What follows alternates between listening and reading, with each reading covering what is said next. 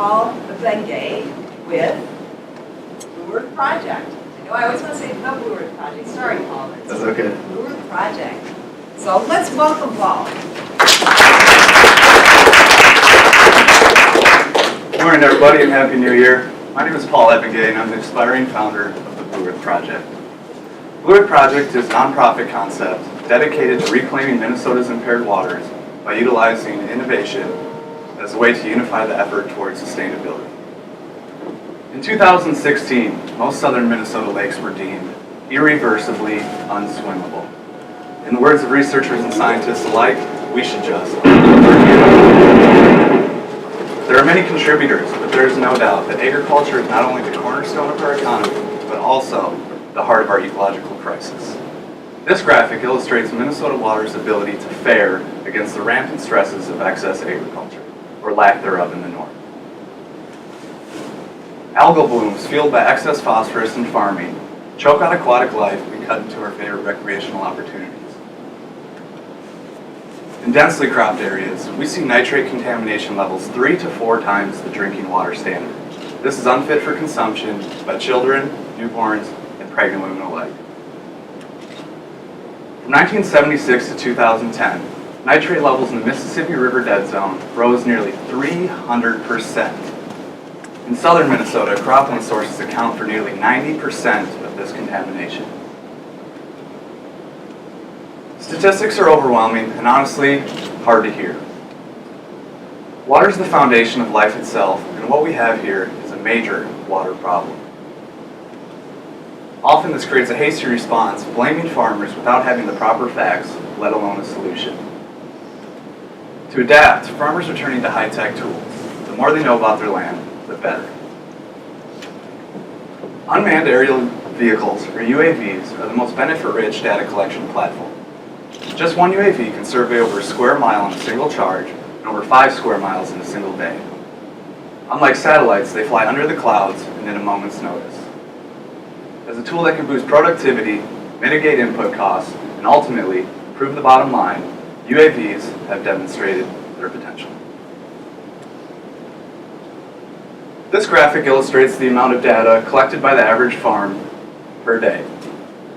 Growers only have so many seasons to get it right, and it appears their faith is in the data.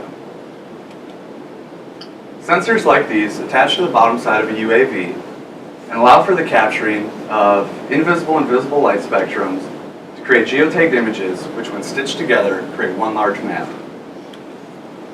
At 1 ground inch per pixel, the data gives you 30 different characteristics of crop and soil health. We're talking about per leaf data here. Fields are then divided into zones and managed for inputs like water, nutrients, herbicides, and pesticides. Compared with straight rate applications, variable rate applications can achieve higher yields, reduce input costs, and alleviate the pollution of the environment by ensuring that each plant gets exactly what it needs and nothing more.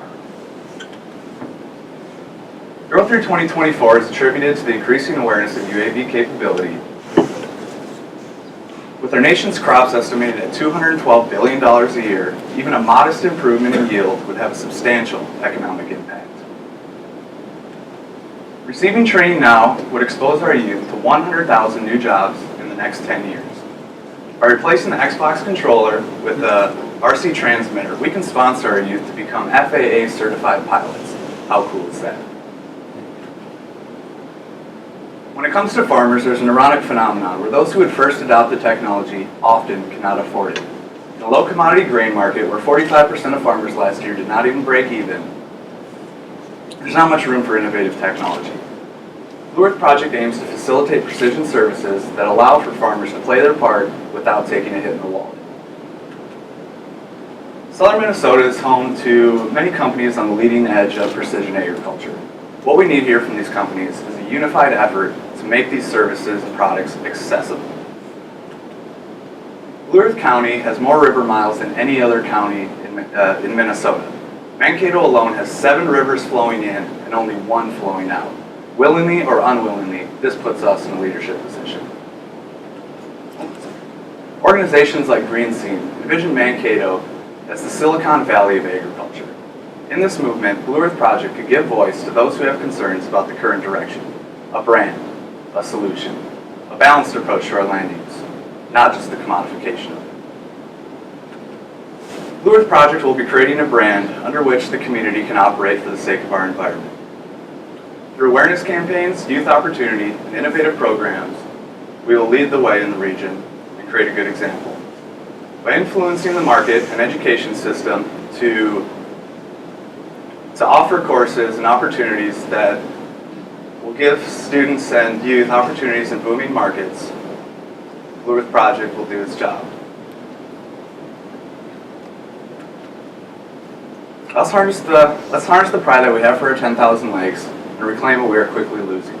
Urbanites and ruralonians together, everyone is downstream from somebody. Thank you. Thank you, Paul.